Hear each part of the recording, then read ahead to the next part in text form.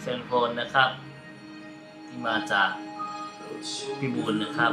เสร็จแล้วนะครับเดี๋ยวตัวนี้อาการเข้ามาก็คือเปิดไม่เลยตัวนี้เปิดแล้วจอไม่ขึ้นผ่านนะครับเปิดไม่ติดมาแล้วก็ชาร์จไม่เข้าสัญญาณไม่มีก็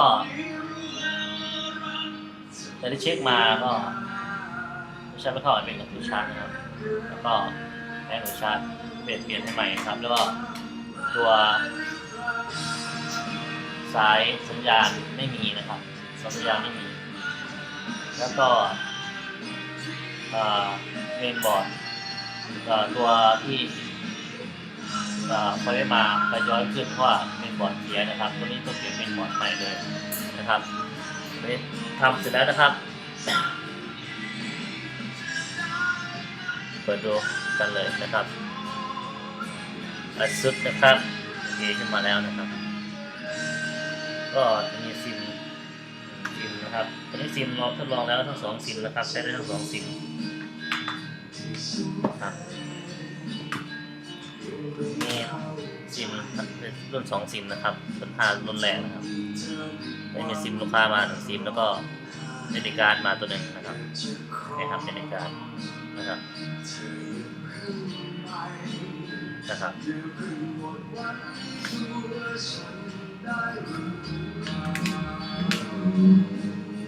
ฮะซิมใช้ได้นะครับเป็น H พัดนะครับ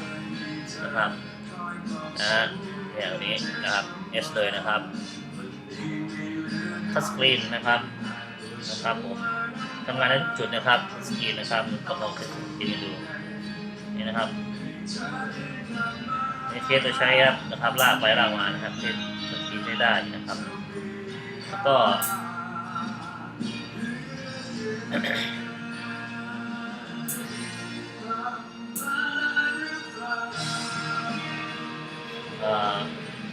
เทส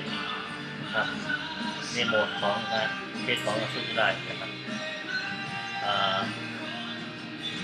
ทัชนะครับเทสนะครับเนี่ยตัวนี้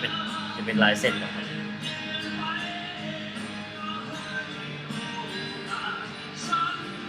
เป็นลายเส้นได้หมดทุกจุดนะครับนี่นะครับ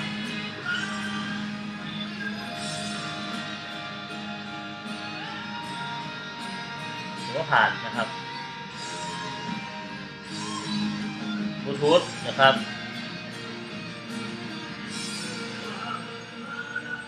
ผ่านนะครับ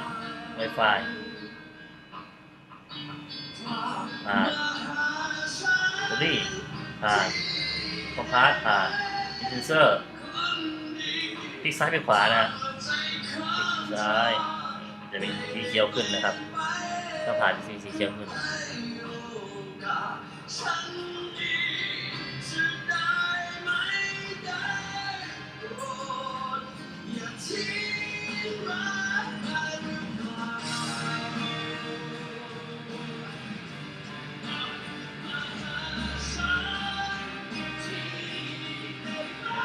นะครับ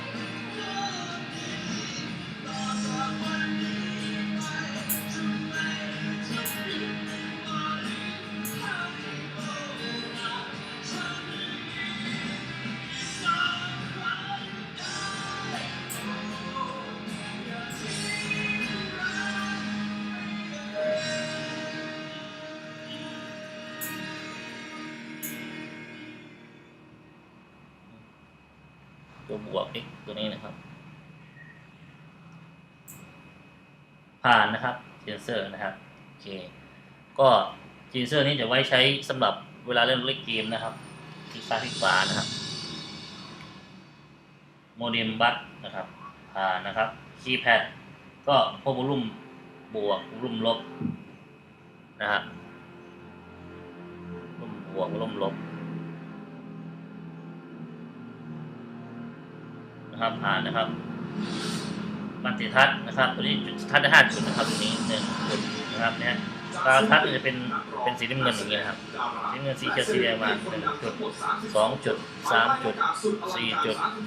5 จุดนะครับผ่านนะครับเทสตัวตั้งตัวมอเตอร์นะครับผ่านนะครับซันดีปกติซิเวอร์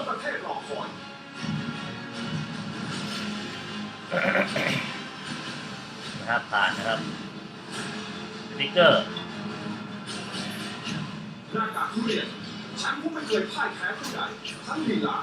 ผ่านครับไมค์เทสฮัลโหล2 3 4 5ฮัลโหล2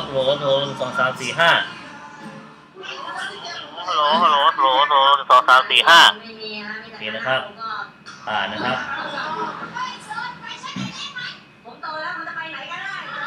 เมนแคมก็คือกล้องหลังนะเนี่ยกล้องหลังนะฮะใช้งานได้นะครับกล้องหลังแคปเจอร์ดูนะครับแคปเจอร์โอเคใช้งานได้ผ่านครับกล้องหน้านะครับนี่นะกล้องหน้านะกล้องหน้าผ่านนะครับแคปเจอร์ดูโอเคผ่านครับแคมแฟลชก็คือแฟลชข้างหลังนะครับแสบตาเลยเดียวฮะตัวนี้แคมกล้องหลังผ่านครับเทสนะครับอันนี้คิดว่ามีจุดแดงดำแดงไรเปล่านะครับจุดพิกเซลตายตรงไหนไหมตัวนี้ไม่มีนะครับทุกจุดนะครับหูฟังนะครับ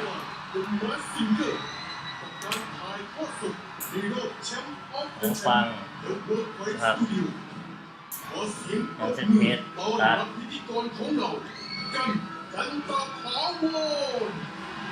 ผ่านนะครับ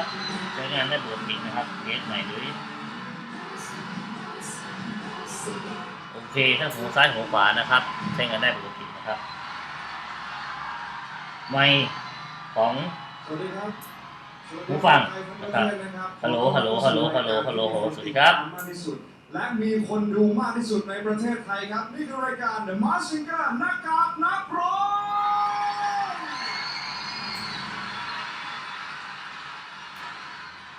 แล้ววันนี้ก็มาถึงกับรอบแชมป์ of the Champ กับ2หน้ากากในคู่หยุดโลกวันนี้ครับหน้ากากทุเรียนแชมป์โอเคนะครับนะครับผู้ชนะและใครจะเป็นแชมป์คนแรกของรายการ The Mask Singer หน้ากากนักร้องของประเทศไทยย้ำนะครับนี่คือคนแรกในนัก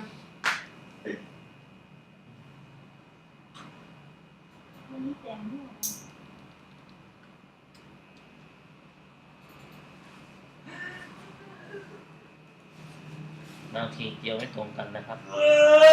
ต้องหา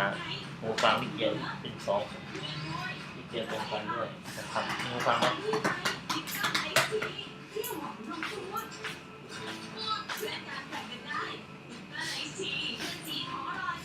ตัวนี้ร่องอะไรอยู่ที่กล้องที่เขาที่บ้านหรือเปล่าที่บ้านดิที่บ้านตามการซื้อคนครับเนี่ยลองมาเทสนี่ครับบางทีเกี่ยวก็ดูเกี่ยวด้วยแล้วเนี่ยตัวเนี้ยเป็นตัวเนี้ยนะครับบางทีไม่สมบูรณ์กับปรากฏการณ์ของรอบแชมป์ชนแชมป์นี่ในที่สุดเราก็ได้ผู้ที่ผ่านเข้ารอบแชมป์ of the Champ ในรอบเป็นคนแรกนั่นก็คือโอเค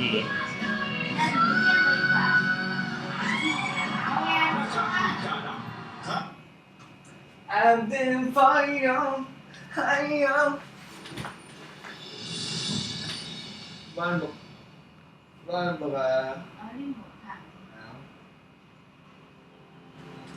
โอเคครับผ่านนะครับแล้วแอนเซตคีย์ผ่านแล้วนะครับใช้ได้แล้วนะครับ ฮัลโหลฮัลโหลฮัลโหลฮัลโหลฮัลโหลฮัลโหลนี่ตอนยินแต่เม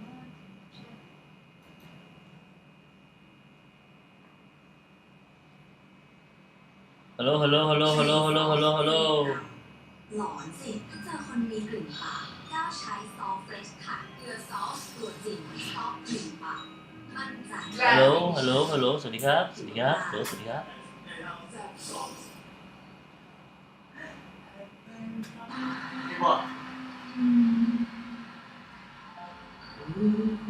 ฮัลโหลฮัลโหลฮัลโหลฮัลโหลสวัสดีครับสวัสดีครับสวัสดีครับฮัลโหลฮัลโหลสวัสดีครับ ตอนนี้แต่เมื่อออกมา 别的也不没想过。 โอเคนะครับผ่านนะครับทดลองแล้วนะครับทดลองฟังแล้วผ่านนะครับเมื่อกี้ก็ผ่านนะครับ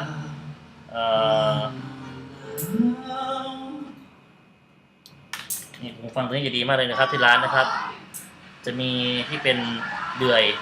สำหรับเลือกว่าเป็นใช้สำหรับ iPhone หรือว่าใช้สำหรับไม่ใช่สิเป็นเดือยใช้สำหรับคนไทยทั้งประเทศครับคุณ อะไรนะ ผู้ตัดสินครับ เดี๋ยวสำหรับ ว่าใคร ใช้สำหรับ จะได้แชมป์นะ โนเกียพวกหรือว่าแบรนด์พวกอัซุดทั่วไปนะครับบางทีไม่สปอร์ตแต่เขาก็เลื่อนตัวนี้เอาได้นะครับถ้าของทั่วไปไม่มีตัวนี้มันก็จะยากหน่อยส่วนสำหรับ iPhone ไม่เป็นiPhone ส่วนมากจะเป็นเฉพาะเลยสำหรับ iPhone นะครั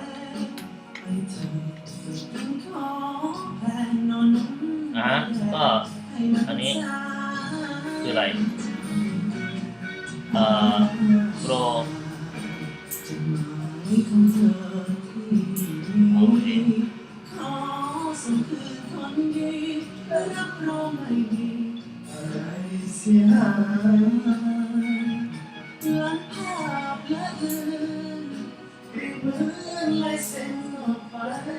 เดี๋ยวนะครับคืออะไรอันนี้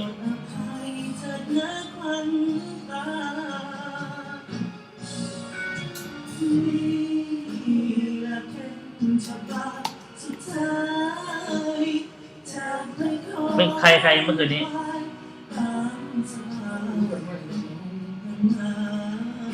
เขาประกาศใช่ไหม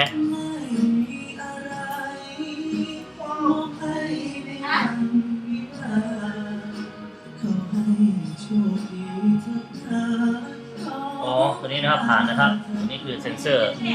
หัวตัวดักพักจอนะครับproxy proximity center นะตัวนี้ proximity center มันเป็นเซ็นเซอร์สำหรับเวลาเราใช้เนี่ยหัวฮะมันก็จะขึ้นมาให้เรานะครับผ่านนะครับไลท์เซ็นเซอร์แสง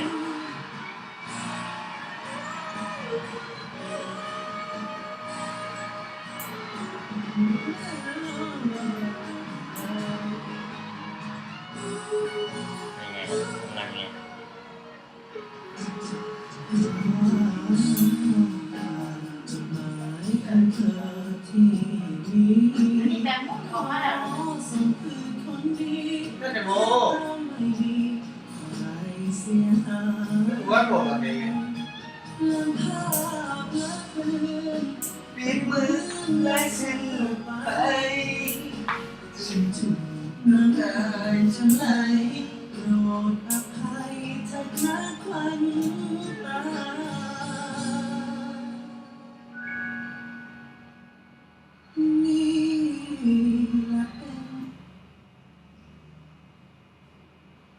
เสื้อแสงครับ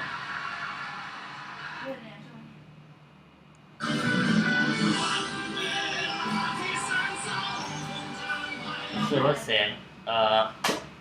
มีหลอดไฟใช้ไหมมีไปใช้ป่ะเนี่ยครับมันทำงานอยู่นะครับเนี่ยดูที่ตัวนี้นะครับนี่ตัวนี้ทำงานครับถ้าเราปิดเสื้อรับแสงมันจะ30ครับเปิดปั๊บจะขึ้นเป็น100อันนี้คือเสื้อทำงานนะครับเสื้อรับแสงตัวนี้แหละตัวที่รับแสงเวลาเรานั่นครับใช้งานโทรศัพท์บาร์โค้ดเนี่ยหูเดี๋ยวครับเราจะเปิดแสงให้ดู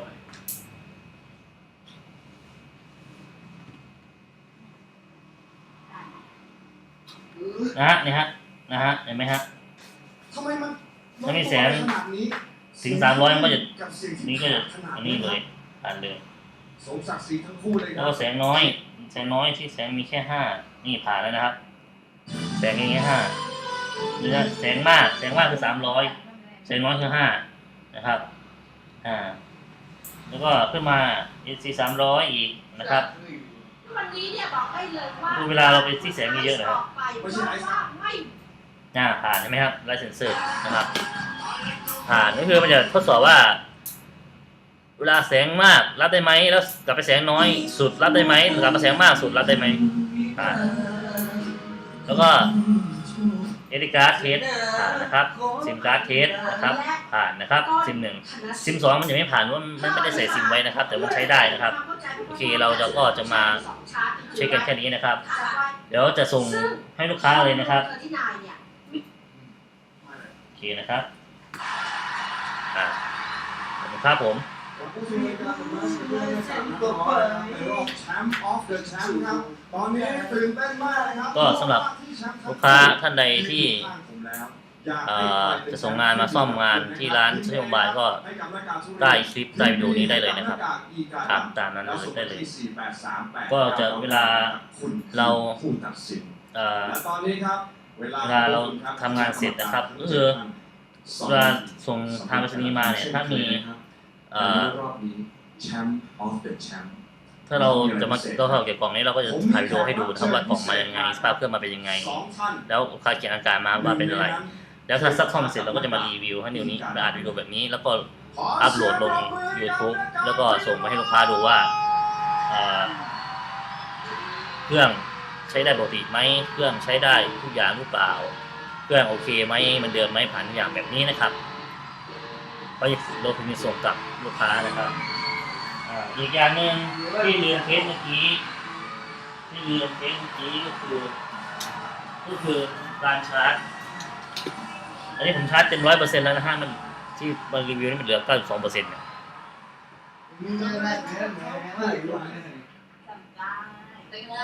ต้องเสียบสายชาร์จเข้าไปนะครับเสียบสายชาร์จ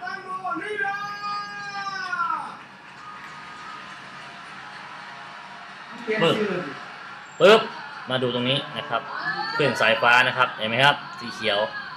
นะครับอันนี้ชาร์จเข้าปกติเลยนะครับเปอร์เซ็นต์ก็เข้าอยู่ประมาณ1 แอมป์นะฮะประมาณนี้โดยประมาณโอเคครับทุกอย่างก็ใช้งานได้โดยปกตินะครับลูกค้าสบายใจได้เลยไปใช้งานนะครับนี่ครับตัวเข้าได้ปกติครับนี่ส่วนลำโพงได้ปกติเขาชื่ออีดำไม่ได้ชื่ออีดำโดนแน่ วันนี้นะครับเป็นแขกรับเชิญ เฟ พิ ซ เศษ ไลน์จงหวน ที่มาเป็น ผิว คณะกรรมการด้วย ดวงข้าพระพุทธเจ้า ขอน้อมกล้าว นะครับ พร้อมไหมครับในการประชารา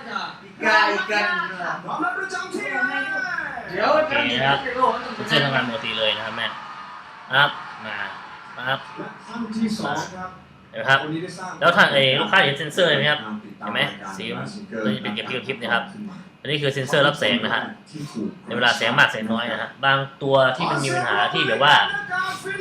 ซื้อไปแล้วดูใช้ไปแล้วมันไม่เวลาโทรคุยแล้วไม่ดับแต่ว่า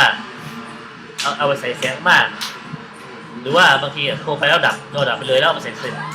ที่มีแสงเยอะๆแล้วจอมาอย่างเงี้ยตัวนี้อาจจะเสียนะครับก็คือมันรับแสงน้อยลงนะครับมันรับแสงน้อยลงมันอาจจะไม่ได้เสียเลยแต่ว่ามันรับแสงน้อยลงนะครับมันก็เลยดับจอเลยเหมือนนะครับเนี่ยนะครับโอเคนะครับตามนั้นนะครับสัญญาณก็เต็มนะครับเห็นไหมครับขึ้นเต็มเปี้ยเลย5 ขีด วดเข้าไปครับ ขอบคุณครับผม โอ้โหผ่านปุ่มกดลงไป